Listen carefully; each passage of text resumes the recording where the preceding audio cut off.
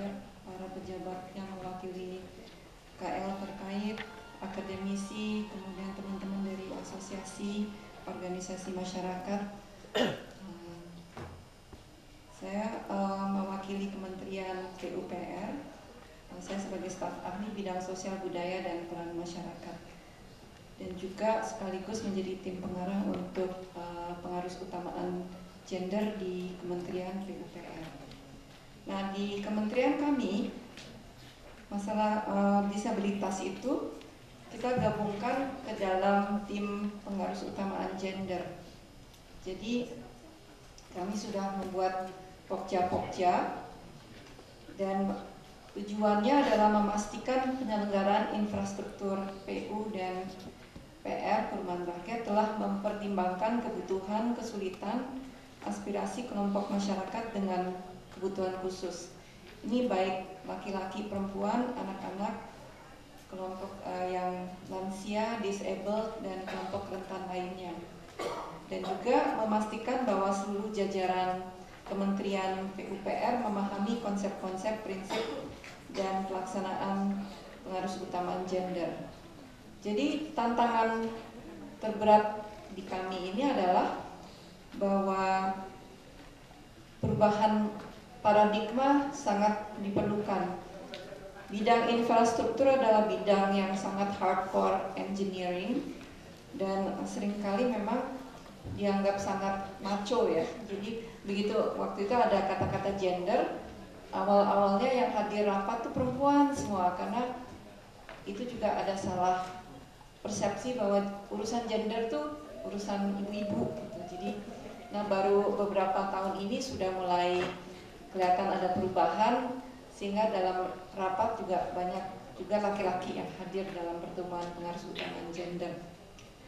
Nah, karena tidak mudah memahami gender, kami juga berusaha bagaimana sih supaya infrastruktur ini lebih bisa dikaitkan dengan gender. Nah, kita menemukan satu slogan, yaitu infrastruktur untuk semua, infrastructure for all. Jadi dalam hal ini ada aspek bahwa pemanfaatannya harus universal, dapat dimanfaatkan oleh seluruh lapis masyarakat, perempuan, laki-laki, kelompok dengan kebutuhan khusus, dan lain-lainnya. Kemudian masalah infrastructure for all ini juga terkait dengan keamanan, safety, security, dan kenyamanan.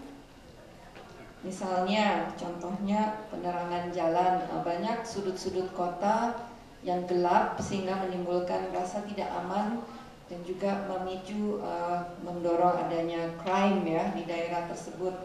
Kemudian juga masalah suatu daerah harus bebas banjir, desain bangunannya juga aman, desain trotoarnya juga bebas halangan. Sering kita jumpai trotoar itu ada guiding blocks, tapi tiba-tiba ada tiang di tengah-tengah guiding blocks.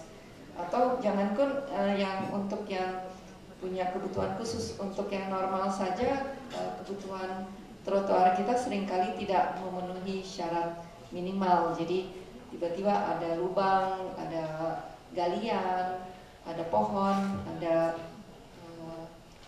untuk tanaman dan sebagainya, jadi yang mengganggu penggunaannya oleh pejalan kaki.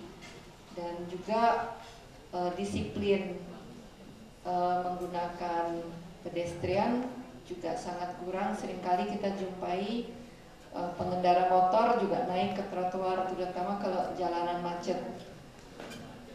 Kemudian yang ketiga adalah masalah gender equity untuk basic needs, jadi kesetaraan aksesibilitas terhadap layanan dasar laki-laki, perempuan, lansia, disabled, anak-anak, dan sebagainya.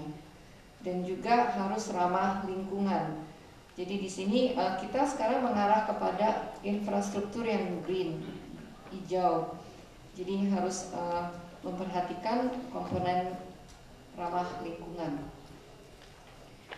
Kemudian kebijakan-kebijakan di PUPR sebetulnya sejak awal tahun 2000 kita sudah merintis Undang-Undang Nomor 28 yang disahkan pada tahun 2000 tentang bangunan gedung. Nah, dalam undang-undang ini juga ada klause yang menyangkut bahwa setiap bangunan gedung itu harus menyediakan aksesibilitas untuk kelompok disabel. Kemudian ini ada turunannya, Permen PU nomor 30 tahun 2006 tentang pedoman teknis dan aksesibilitas pada bangunan gedung dan lingkungan. Kemudian Permen PU nomor 29 pedoman persyaratan teknis.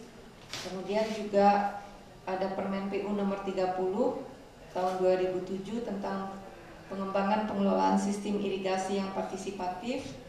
Kemudian tahun 2011 kita keluar dengan persyaratan teknis dan kriteria perencanaan teknis jalan dan jembatan, dan seterusnya kita berusaha terus meningkatkan peraturan menteri. Misalnya tahun 2014 ada pedoman untuk perencanaan penyediaan pemanfaatan prasarana dan sarana jaringan pejalan kaki di kawasan perkotaan. Kemudian kita juga pernah menerbitkan pedoman teknis untuk aksesibilitas jalan umum bagi penyandang cacat. Kemudian ada surat dari Direktur Bintek tentang gambar tipikal penampang jalan yang berwawasan gender. Nah, itu beberapa kebijakan yang kita buat. Nah, ini sebagai ilustrasi dalam proses implementasi bangunan dan gedung. Kita sudah rintis sejak tahun 98 penerbitan Permen PU tentang aksesibilitas pada bangunan dan gedung, kemudian juga melakukan sosialisasi peraturan perundangan yang terkait dengan bangunan gedung, karena undang-undang ini tidak bisa jalan kalau di daerah tidak ada peraturan daerahnya.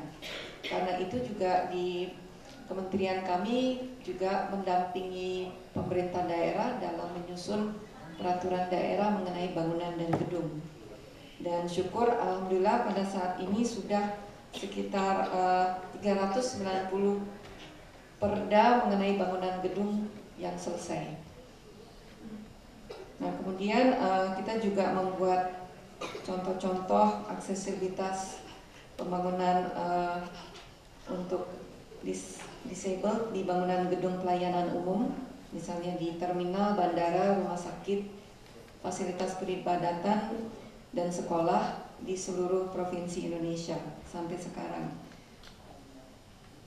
Nah, selanjutnya adalah bahwa pada tahun 2000 sejak 2006 kita juga melakukan audit dan pembangunan elemen aksesibilitas di kompleks Kementerian PUPR, dan juga sudah banyak menyusun model-model untuk peraturan daerah tentang bangunan dan gedung dan pembinaan pemerintah daerah. Nah, kalau untuk implementasi PUPR di PUPR sendiri, nah ini adalah contoh organisasi untuk pengarus utamaan gender yang juga membahas disabilitas. Jadi ada 10 kelompok kerja. Nah, di setiap kelompok kerja ini kita selalu membedah aspek gender dari mulai perencanaan sampai ke pelaksanaan dan pada monitoring evaluasi.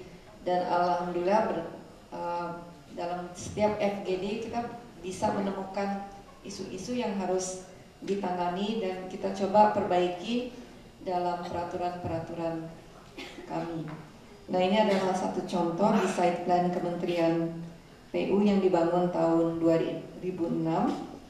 Ini kita sudah membangun ramp di gedung heritage, kemudian di semua gedung-gedung yang ada di dalam kompleks disiapkan ramp, kemudian toilet umum juga bisa accessible untuk yang disabled, kemudian ada parkir khusus untuk penyandang disabilitas. Kemudian liftnya juga kedudukan padnya itu disesuaikan untuk yang penyandang disabilitas yang menggunakan kursi roda. Nah, ini juga di slide berikutnya beberapa guiding block, kemudian fasilitas yang ada di kantor kami. Nah, selanjutnya ini adalah beberapa contoh baik implementasi di beberapa daerah. Nah, ini contoh di Desa Olong Gading di Lampung. Waktu ada pendampingan oleh fasilitator. Ini semula jalannya ini jalan tanah dan becek dan sering licin, orang terpleset di situ.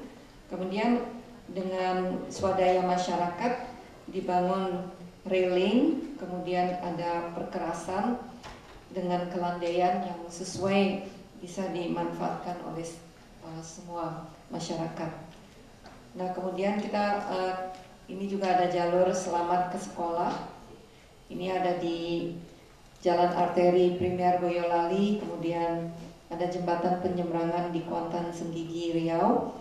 Kebetulan juga Kementerian PUPR mendapat tugas untuk memperbaiki jembatan-jembatan gantung yang kita sering lihat di koran, pernah ya, ada jembatan gantung yang sangat kondisinya parah sekali, anak-anak sekolah harus berjuang dengan maut ya, itu karena kalau jatuh ke sungai itu sangat berbahaya. Nah itu kementerian kami mendapat tugas untuk memperbaiki jembatan-jembatan gantung sehingga anak-anak lebih aman ke sekolah. Kemudian ini contoh di rest area di mana dibangun ada masjid, kemudian ada rem juga, tempat wudhunya juga disesuaikan untuk supaya lansia lebih nyaman, jadi ada tempat untuk duduknya. Kemudian di toilet juga disediakan wastafel dengan beberapa ketinggian sehingga lebih mudah diakses oleh anak-anak maupun yang menggunakan kursi roda. Nah ini contoh yang baik sekali, Islamic Center di Samarinda, di mana disediakan rem sejak dari parkiran. Nah ini sudut lain dari Islamic Center Samarinda, remnya sangat ramah. Kemudian ini beberapa fasilitas untuk disabilitas dan lansia di Jambi. Jadi ternyata di Jambi itu banyak gedung-gedung umum semua sudah menyediakan rem. Nah ini di berikutnya contoh trotoar di Surabaya dan Jogja. Surabaya yang sangat maju ya, mereka punya kebijakan bahwa kalau orang menyeberang jalan itu harus selalu ada rem, sehingga mereka yang menggunakan bukan hanya kursi roda tapi ibu-ibu yang membawa kereta bayi, kemudian membawa kereta belanja itu bisa mudah menyeberang jalan.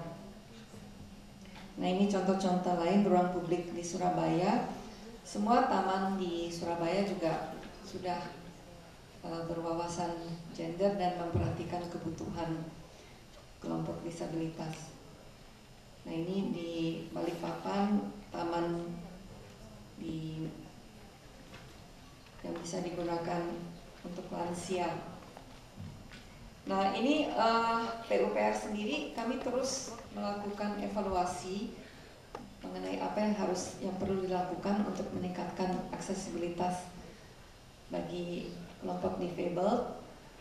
Pertama, kami akan melakukan pemetaan kebutuhan kelompok disabilitas untuk peluang pelatihan tenaga kerja konstruksi.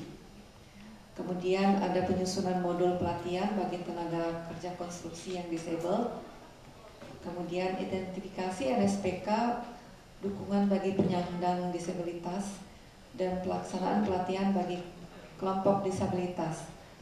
Nah, kami juga merencanakan tahun depan melakukan sosialisasi masalah pengaruh utamaan gender bagi mitra kerja kami, misalnya asosiasi jasa konstruksi, konsultan, pelaku usaha.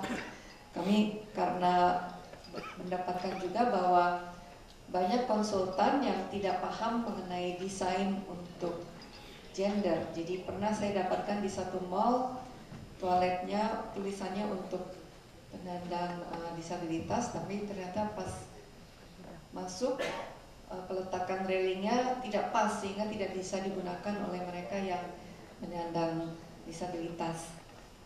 Kemudian kami juga melibatkan gerakan aksesibilitas umum nasional. Waktu itu Ibu Aryani hadir di kantor dengan beberapa teman-teman dari Gaun untuk mereka tertarik untuk memberikan masukan desain Gelora Bung Karno dan juga rumah susun. Dan Pak Dirjen Cipta Karya juga sudah sanggup untuk mengundang perwakilan dari Gaun dalam membahas desain dari GBK. Kemudian juga kita membuat model pelatihan tentang NSPK bangunan gedung dan pelengkap jalan untuk selain untuk pegawai PUPR juga untuk pemerintah daerah. Dan kita juga seperti saya jelaskan tadi melakukan pendampingan untuk mempercepat penyusunan peraturan daerah mengenai bangunan gedung dan juga tenaga ahli sertifikasi layak fungsi untuk cek izin mendirikan bangunan. Dan juga ada rencana untuk mensosialisasikan mengenai hunian berimbang dan juga standar-standar minimal untuk hunian dan permukiman layak huni ke para pengembang. Ini dilakukan oleh Ditjen Penyediaan Perumahan. Mungkin sementara itu saja yang dapat saya jelaskan mengenai kegiatan kami untuk mendorong aksesibilitas bagi kelompok yang penyandang disabilitas. Mohon maaf atas kekurangan. Terima kasih. Wassalamualaikum warahmatullahi wabarakatuh. Klik like, share, dan jangan lupa subscribe.